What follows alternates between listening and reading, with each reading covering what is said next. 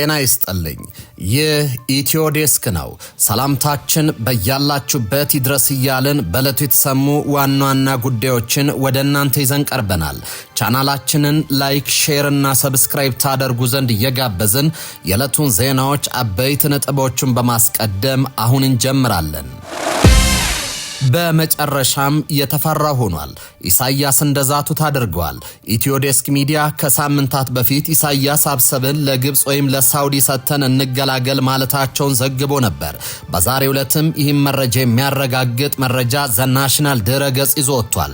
ሻዕቢያ ግብጽ አሰብን እንድትቆጣጠርና በአሰብ ወደብ እንድትገነባ ሚስጥራዊ ስምምነት እንደተፈራረመ ተዘግቧል። የሚስጥራዊ ስምምነቱ ይዘት የተመለከተ መረጃ በጥንቅራችን ይዘናል።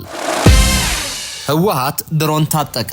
የድሮን ባለሙያዎችን በሱዳን እያሰለጠነ እንደሆነም ተረጋግጧል። ሰልጣኞቹ የድሮን ባለሙያዎች በቅርቡ ይመረቃሉ ተብሏል። የትግራይ ህዝብ በረሃብ አለንጋ እየተገረፈ ባለበት በዚህ ወቅት ህወሓት ከጦርነት ውጪ አታሳዩኝ እያለ ነው። ታዳምጡታላቸው።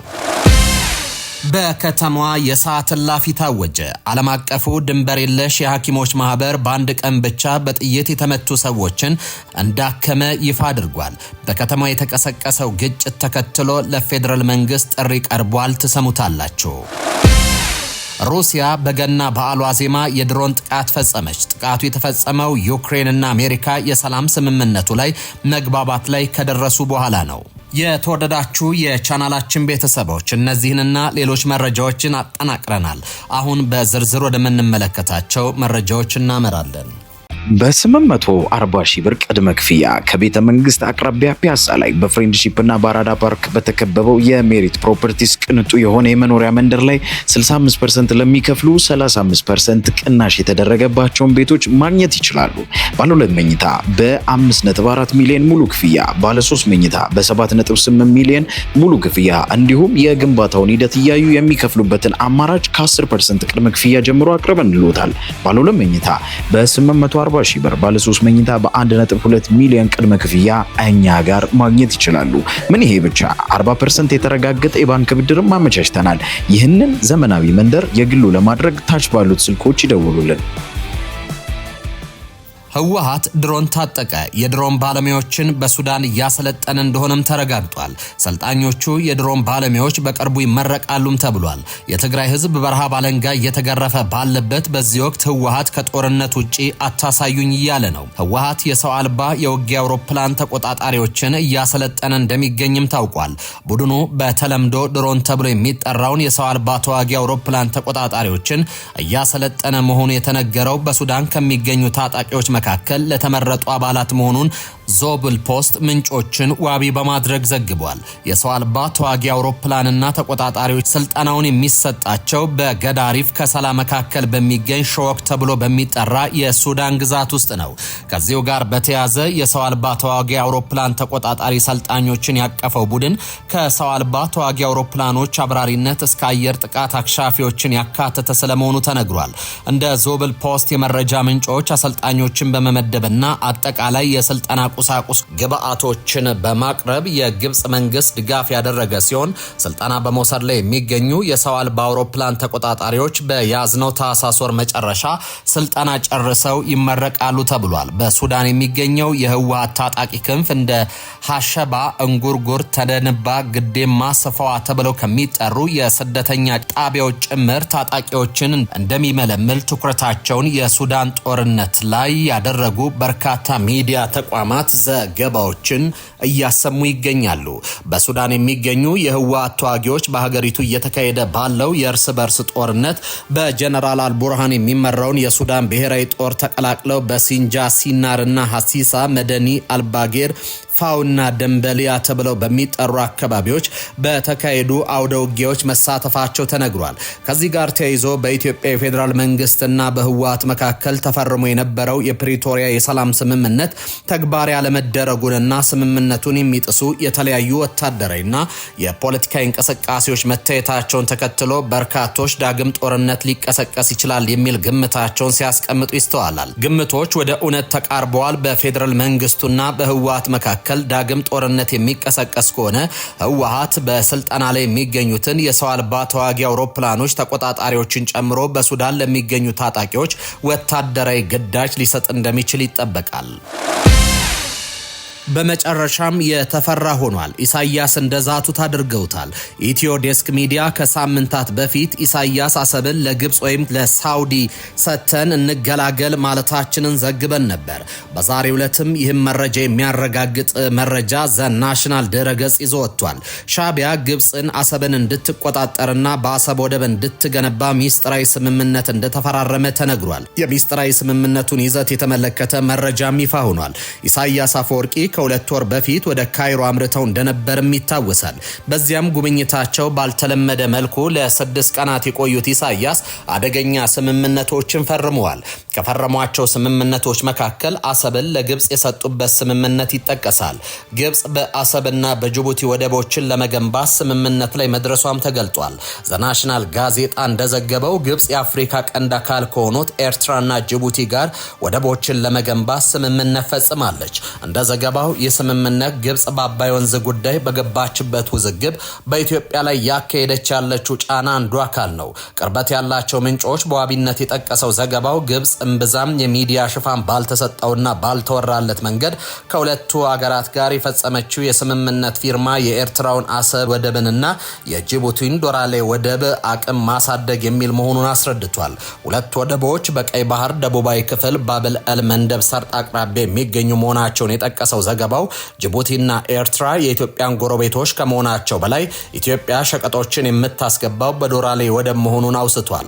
ዘገባው ሲቀጥልም ግብጽ በቀይ ባህር ላይ ከ2000 ኪሎ ሜትር በላይ ጠረፍ ያላትና ቀይ ባህርንና ሜዲትራኒያን የሚያገናኘውን ስዊዝ ካናል የተቆጣጠረች ሀገር ናት ካለ በኋላ በተደጋጋሚ እንደ ኢትዮጵያ ያሉ የባህር በር የሌላቸው ሀገራት ወደ ቀይ ባህር ለመድረስ የሚያደርጉትን ጥረት ስትቃወም መቆየቷን አስረድቷል። ዘናሽናል በዘገባው ይህ ብዙ ያልተወራለት ስምምነት ከኤርትራ ጋር የተፈጸመው ከአንድ ወር በፊት ፕሬዝዳንት ኢሳያስ አፈወርቂ በካይሮ ጉብኝት ባደረጉበት ወቅት መሆኑን አስታውቆ ግብጽ፣ ጅቡቲ ግን በከፍተኛ ባለስልጣናት መካከል መፈራረማቸውን አስረድቷል። እነዚህ ስምምነቶች ከሁለቱ ሀገራት ጋር ጠንካራ ወታደራዊና ፖለቲካዊ ግንኙነት የመሰረተችው ግብጽ በወደቦቹ ወታደራዊ እንቅስቃሴ እንድታደርግ የሚያስችላት እንደሚሆንም ገልጿል።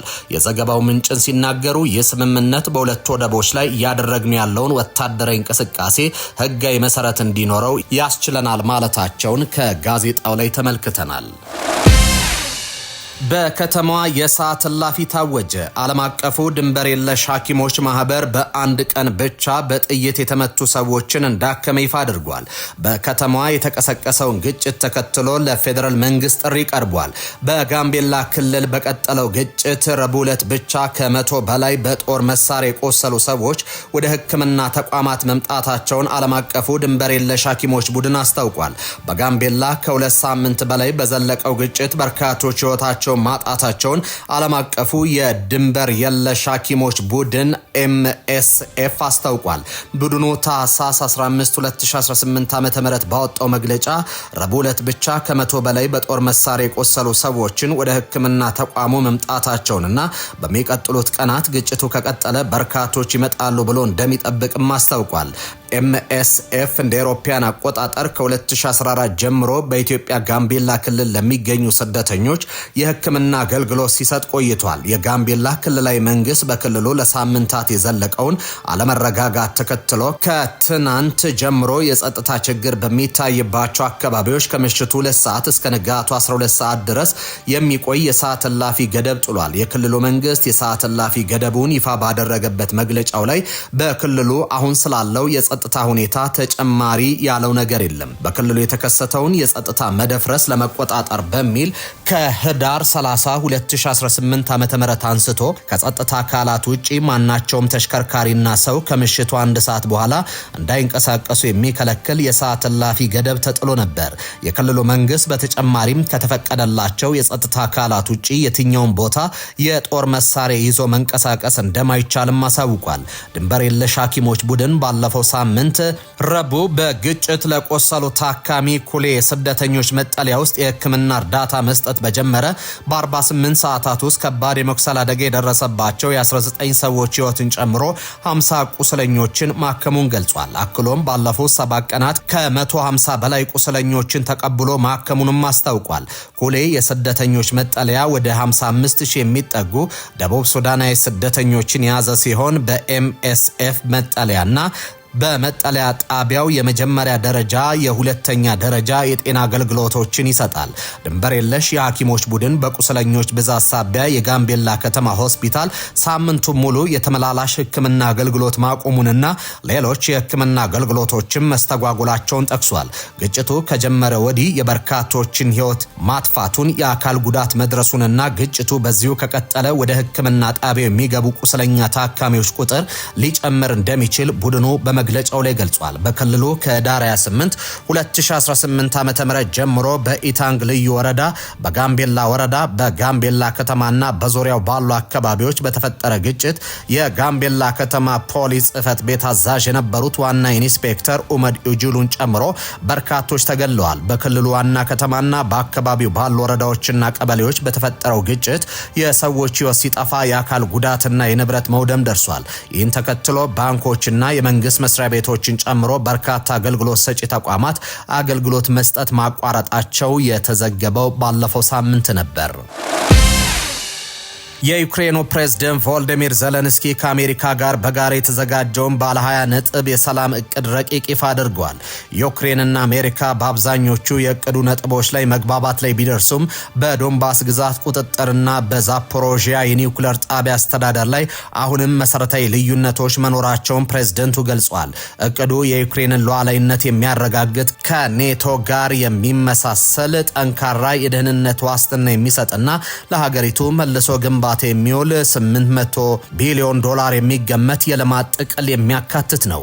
ይሁን እንጂ ሩሲያ ዩክሬን ሙሉውን የዶንባስ ግዛት እንድትለቅ የቀረበችውን ጥያቄ ኪየቭ ውድቅ አድርጋለች።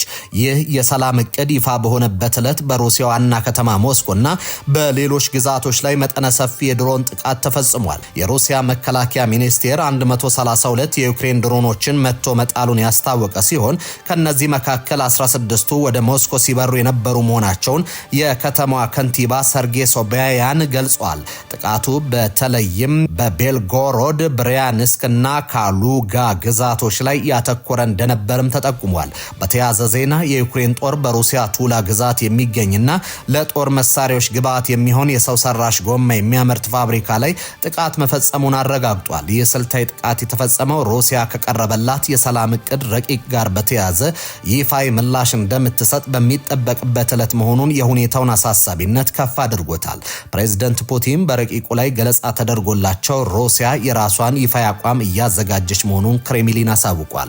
በ840 ሺህ ብር ቅድመ ክፍያ ከቤተ መንግስት አቅራቢያ ፒያሳ ላይ በፍሬንድሺፕ እና በአራዳ ፓርክ በተከበበው የሜሪት ፕሮፐርቲስ ቅንጡ የሆነ የመኖሪያ መንደር ላይ 65% ለሚከፍሉ 35% ቅናሽ የተደረገባቸውን ቤቶች ማግኘት ይችላሉ።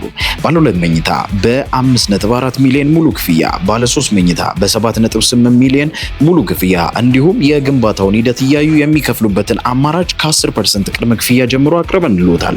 ባለ 2 መኝታ በ840 ሺህ ብር፣ ባለ 3 መኝታ በ1.2 ሚሊዮን ቅድመ ክፍያ እኛ ጋር ማግኘት ይችላሉ። ምን ይሄ ብቻ 40% የተረጋገጠ የባንክ ብድርም አመቻችተናል። ይህንን ዘመናዊ መንደር የግሉ ለማድረግ ታች ባሉት ስልኮች ይደውሉልን።